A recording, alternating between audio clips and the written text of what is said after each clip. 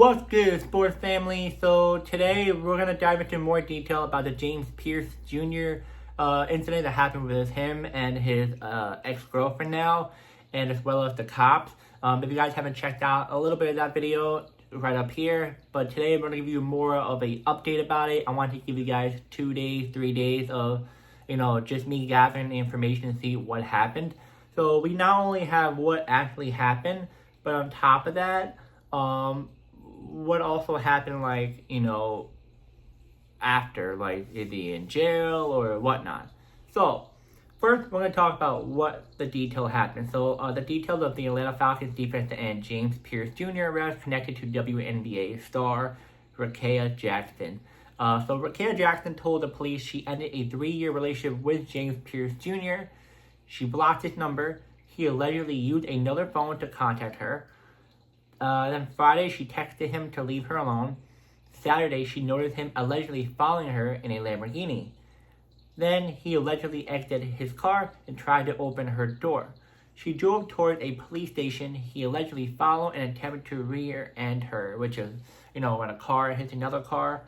And then police arrived and ordered him to go to the ground at gunpoint.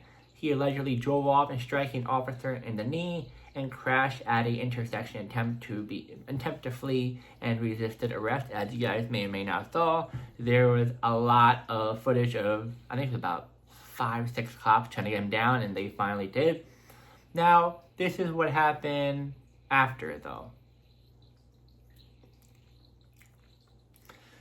So James Pearce Jr. was released from jail on Sunday afternoon after posting bond and set by Miami-Dade judge. The total bond was around $20,500, a combined figure for multiple charges. He was released from Turner Guilford Knight Correctional Center in Miami-Dade County, and the condition of his release. To stay away, protective order, a judge ordered Pearce to stay away at least 500 feet away from Rakia Jackson, a WNBA forward, like I just said, involved in the reported incident, and no contact rule. He's prohibited to, not contact her at all, including in person, by phone, text, or through others. These kind of restrictions are common in domestic violence cases to protect alleged victims while the case is processed. So pretty much the current legal process, what's next? So the case is now assigned to Felony Domestic Crime Intake Unit in Miami-Dade County. The unit will work with prosecutors, to prepare evidence and decide what's next. Now, there's pretrial proceedings, discovery, prosecutors and Pearce legal team exchange evidence. Motions, lawyers may challenge the evidence that can be used, and pre-trial hearings. The judge may make key legal rules. Then the other one would be potential outcomes. So there's a plea deal. Pearce could agree on a plea deal or lesser charge in exchange to reduce penalty. Trial, if no agreement is reached, the case to go to trial. Dismissal, or some charges could be dropped if evidence is not, correct, or there's not a lot of evidence.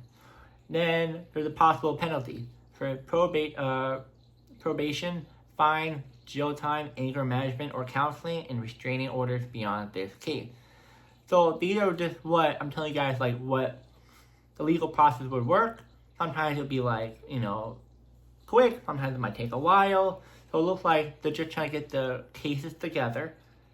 Then they're going to have his legal team and her legal team, or whoever he's going up against, of what the evidence and exchanging it, and then they're going to show it to the judge, and the judge be like, well, where's this, where's that? Or he might just say, hey, let's do this. So it's going to take a little bit process. Now, this is what Pearce's attorney said. Lawyer Public said that he maintained his innocence and emphasized cooperation with prosecutor. Bro. I'll give you my intake after. Now, the impact on his NFL career now. Although not part of the court system, the NFL has its own policy. The league may place Pearce on a commission exempt list, meaning he cannot play while the legal case is ongoing. And the Falcons organization could also impose discipline separation from legal consequences.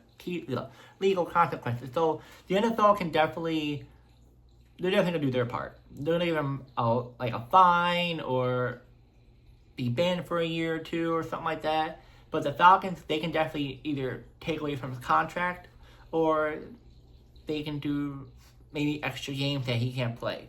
It all depends, but you've seen teams have this before. The NFL would do something, but the teams will also do something on top of it. Or the NFL doesn't do anything, the team doesn't do anything. Oh wait, my bad. If the NFL doesn't do anything, the team does something. But the NFL does something, sometimes the team won't do it because it's already harsh of a penalty. So it all depends on how the NFL and their team does. Now, there's important legal notes I have to also tell you. Posting bonds did not mean Pearson was found not guilty. A simplified means that he's released from custody while the case continues. So he's not in jail. He's just at home. It's just he has to follow these rules. You can't text her. You can't communicate her. You can't even see her in person. You can't do none of that. You have to stay away from her 500 feet and just stay away from her as the case is ongoing. This is what I see right now, but just know that this is another information I tell you is that if he is found guilty, he will be facing 5 years in prison.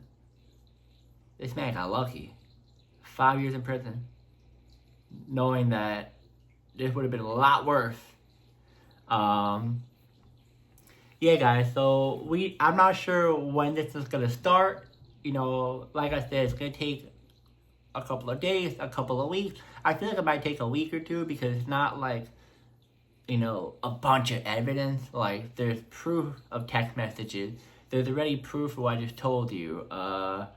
There's video footages. There's everything. So, I don't think it's going to take months, maybe a week or two just to gather everything.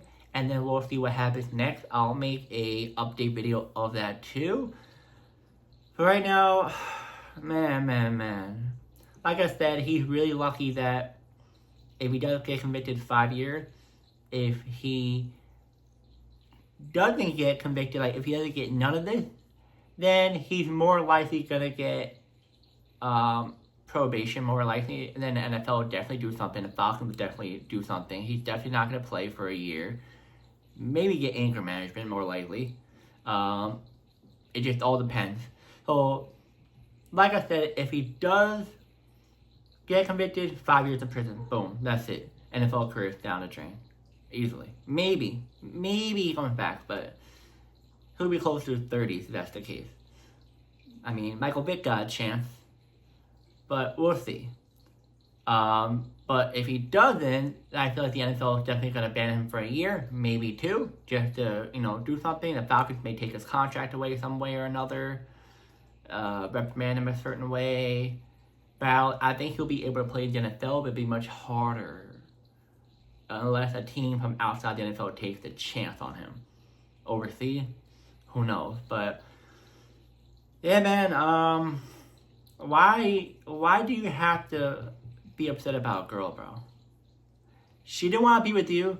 It shows it. She wanted you to leave her, leave her alone, and you keep bothering her. Like, was she that wonderful? You were like, bro, chill. You don't like getting rejected? Like, man. As for her, no, I sent her a DM. I'm not trying to flirt. No, I'm not doing that. She's pretty, but I want you to reach out to her and not apologize.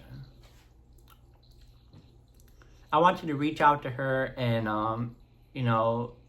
I told her I'm just a random person, but I said to her, if you ever need, to talk to anyone, I'm here. I know that's like, bro, you don't even know her. But I reached out to her and, I said to her, hey, I know I'm a random guy. I know I'm just someone randomly DM you like always. But I said, if you ever need to talk about what you went through or anything in general, even besides what happened, I'm here to talk. And some of you guys be like, yo, you don't even know her. Like, why are you DMing her? Well, I just feel bad, man. Like, I don't like when a man, mistreat a woman, especially the fact that, she clearly didn't want to be with him. and he just went ballistic on her for no reason, you know. But yeah, I just told her, like, if you ever need to talk to, I'm here. To call, like, through the Instagram call or text. Um, you know, as professional as I can. I'm not trying to do no interview with her or nothing. No, I'm not trying to take her out on a date or nothing. No, I'm just being a good person, and yeah, I just hope she is doing good right now. I hope she's recovering from all this stuff that happened, and I also hope the fact that she can definitely get back on the court and play for the Sparks. And yeah, guys, we have to just wait and see what else happened.